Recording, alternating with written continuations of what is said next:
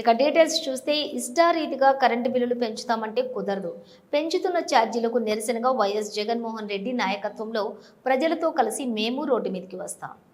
ఒక పక్కనేమో ప్రజలు కరెంటు బిల్లు వాత మోయిస్తా ఉన్నాడు, ఇంకో పక్కనేమో విశాఖపట్నంలో భూములు అమ్మేస్తా ఉన్నాడు. రూపాయికి భూమి దొరకడం ఏంటండి?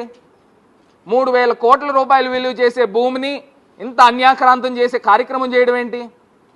ఒక పక్కనేమో సింహాచలంలో ఇంత ప్రభుత్వ నిర్లక్ష్యంతో గోడకి పునాదులు కూడా తీయకుండా, కాలమ్స్ కూడా వేయకుండా 10 అడుగులు ఎత్తున్న గోడని నిర్మాణం చేస్తారా? ఒక పక్కనేమో అమాయకులు ప్రజల్ని బలి చేస్తూ ఉన్నారు. ఇంకో పక్కన అక్కడే ఇదే తిరుమల తిరుపతి దేవస్థానంలో అక్కడ తీసుకుని వచ్చి ఆవులు చనిపోతూ ఉన్నాయి. ప్రభుత్వ వైఫల్యం. ఇంకో పక్కనేమో వైకుంఠ ఏకాదశి రోజున పార్కులేసి తాళాలేసి కిక్కిరిసి తొక్కిసలాటకు కారణమైంది. ఇది ప్రభుత్వ వైఫల్యం. ఇక్కడ రాజమండ్రి పుష్కరాల్లో 28 మందిని తొక్కిసలాటలో చంపేశారు. అసలు ఎన్ని తప్పులు చేస్తున్నారండి, తప్పుల మీద తప్పులు.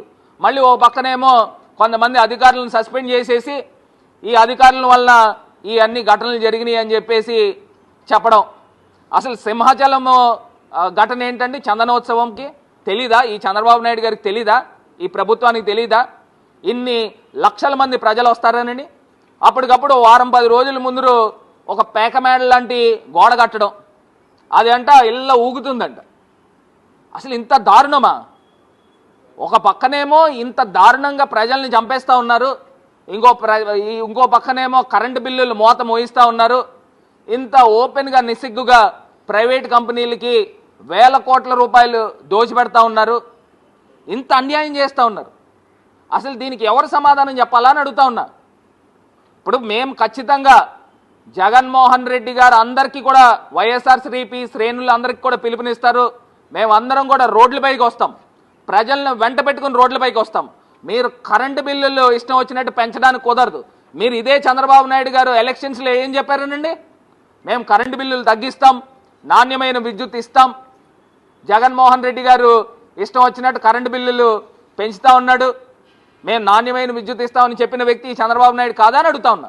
ఇప్పుడు ఇక్కడ అధికారులను సస్పెండ్ చేశాడు, అక్కడ తెలుగుదేశం పార్టీకి సంబంధించిన అక్కడ చైర్మన్ ఉన్నారు, లేకపోతే ఈవో ఉన్నారు, అక్కడ ఎందుకు సస్పెండ్ చేయలేదండి? ఇక్కడ సస్పెండ్ చేశారు కదా, ఇక్కడ 7 చనిపోయారు, అక్కడ కూడా 7 చనిపోయారు. మరేమో ఇక్కడ సింహాచలంలోనేమో అధికారులను సస్పెండ్ చేశారు, తిరుపతిలో ఎందుకు చేయలేదండి? అంటే మన సామాజిక వర్గం సంబంధించిన వాళ్ళనా? నేను ఒక్కటి చెప్తున్నానండి, ఇవాళ క్లియర్ కట్గా చంద్రబాబు నాయుడు గారు దైవ అపచారం చేశారు. అక్కడ తిరుమల తిరుపతి దేవస్థానంలో ప్రసాదాలకు వాడే నెయ్యని జంతువుల కొవ్వు కిందన ఆయన అభివర్ణించి మొత్తము హిందూ సమాజం మొత్తం మనోభావాలు దెబ్బతినే విధంగా ఆయన మాట్లాడారు. దానికి సంబంధించి పురోగతి ఏదండి?